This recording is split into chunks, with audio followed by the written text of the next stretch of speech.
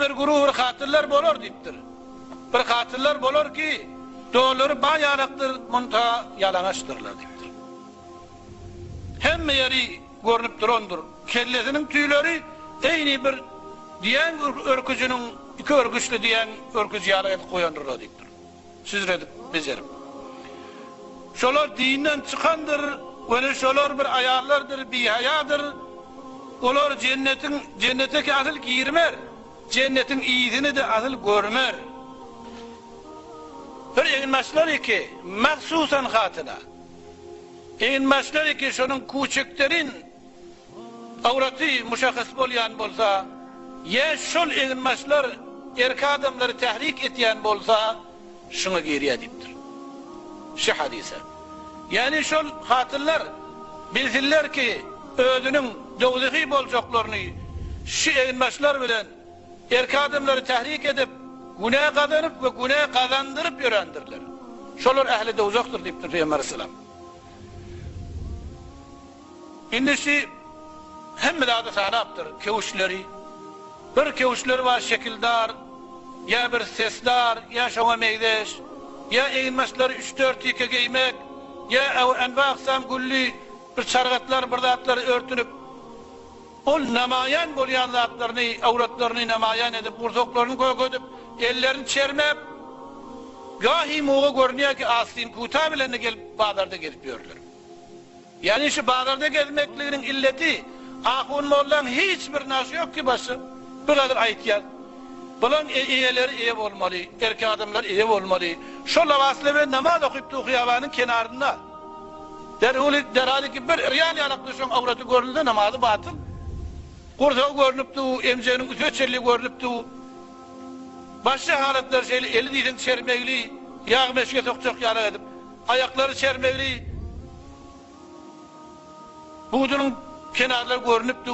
Şu zatlar, dine bir muhalif zatlar ve dinin yokuşu orayan zatların böyle tebliğ etiyerler.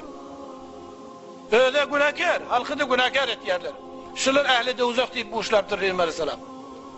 Yani şunun etiyen işleri özlerine hoş bulsa da Müslümanlıkta din-i İslam dışı zatlar haram. Yani şu zatları biz ettirmeyecek olmalı. Dinimizi kavurayan mı? Eğer murabitet neticeni behreni alacak olsak şu dinden pasları etmeli. Dinini saklayacak olmalı. Hiç faydası yok. Ahun moğlu da bolsa şuna göz düşüyor. Olukan adam da bolsa göz düşüyor. Kursak yalanaç. Saç sallanıp du. Buğut diyden görünüp du. Eğilmez. Eli diyden çermekli. Ne mi Müslümanın hiçbir dadı da kimi.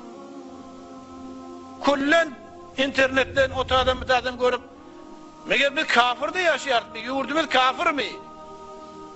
Biz özümüz ıslah etmeni her yere gitsemiz bizim hatırlamız başa avrumen hatırlamız Avril hatırlamız adamlar bilen giden ne diyer biz özümüz kara yere giriyor çep bir gözü yerle diye.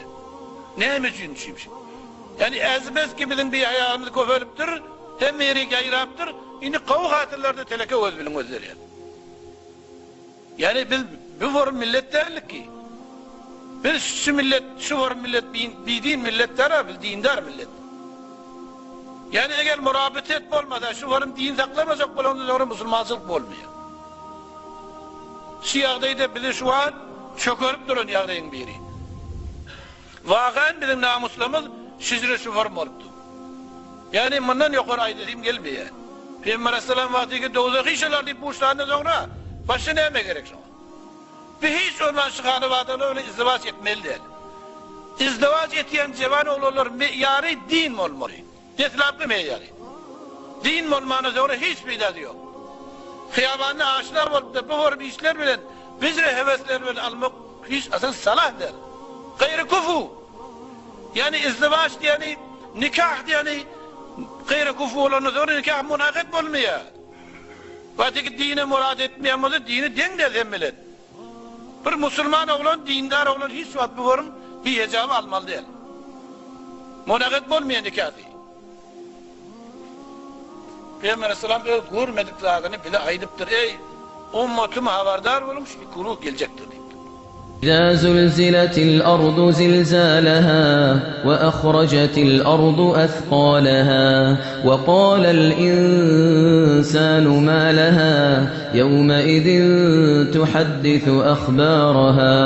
تحدث أخبارها بأن ربك أوحى لها يومئذ يصدر الناس أشتاتا ليروا أعمالهم فمن يعمل مثقال ذرة خيرا يره ومن يعمل مثقال ذرة شرا